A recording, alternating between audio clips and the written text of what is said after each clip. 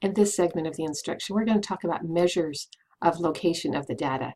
Now, we commonly use the word find the average, right? And that is kind of the concept we're talking about here. But first of all, we're going to talk about the median. It is at the actual center of the data, just the middle value. It doesn't have to be one of the most observed ones. It doesn't even have to be one of the observed values. It's just a number that separates. We got half the data on one side and half the data on the other. It is just the one that is in the middle. So median means middle, if that's helpful. Quartiles, that's a word that probably only people that are into statistics talk about. Quartiles means that we're going to divide that data into 4 pieces, quartiles, 4 pieces, and we'll have 25% of our data on one end, 25% of our data on the other end, and 50% in the middle. This is where our box and whisker plot comes in, because as we draw that box in the box and whisker plot, it is around the middle 50% of our data. The little whiskers that go out to the last or the first 25% and stop at that point. So when we talk about quartiles, we're dividing up that data into those 4 pieces. 25% of the data, 50% of the data, 75% of the data, and 100% of the data. The interquartile range is going to be that part in the box that I talked about. It's going to be the part that is between the 25% and the 75%. That's kind of where that middle data is. The other end pieces can be looked at as outliers, only happening occasionally, and we're talking about that chunk. Where is most of our data? And it is in that inner quartile. Outliers are potentially points that have little meaning. Let's say I am talking to one of my classes and I have one student that happens to be accelerated from high school, and they're there and they are 15 years old.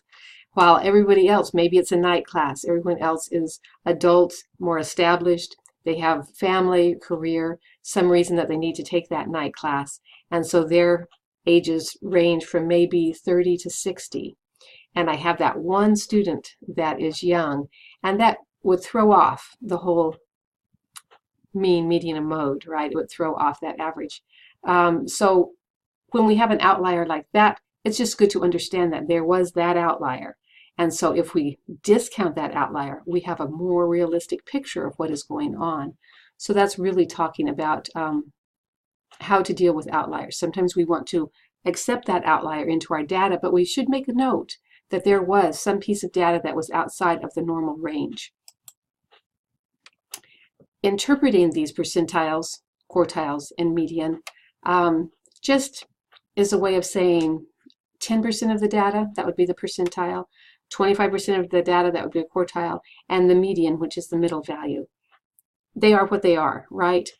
They are definitely used, but they do not really give us any more information than simply 25% of the data was below this point, or the top 10% of the data went from this point to this point. They're just descriptors. Percentages, if we want to find a different percentage that is maybe a little bit tricky, we can find 50% of the data. And there are formulas for that in the book as well. This is the formula. Box and whisker plots, or just box plots, give us a really great visual about where that percentage of information is. So this goes hand in hand with the percentiles. And you can check out the video on how to make box plots in the next folder. But remember that that center part is going to have that 50% of our data. So really from the whisker to the starting is going to be our 25th percentile. And so we can use those formulas to figure out the 25th percentile of the data. Remember, when you're doing any of these calculations to find the middle or the percentile of data, you need to order your data from lowest to highest. Your calculator can do this if you enter the information, if you have a TI 64, 63, something like that, a graphing calculator. Or you can use applications for your phone or online graphing calculators. But you would enter the information under a list, and then you can push order that list or sort that data from lowest to highest. And that way you could easily find your median, meaning the middle, and you can also figure out your quartiles more easily when you have that data ordered. So that's an important thing to remember. Hopefully you will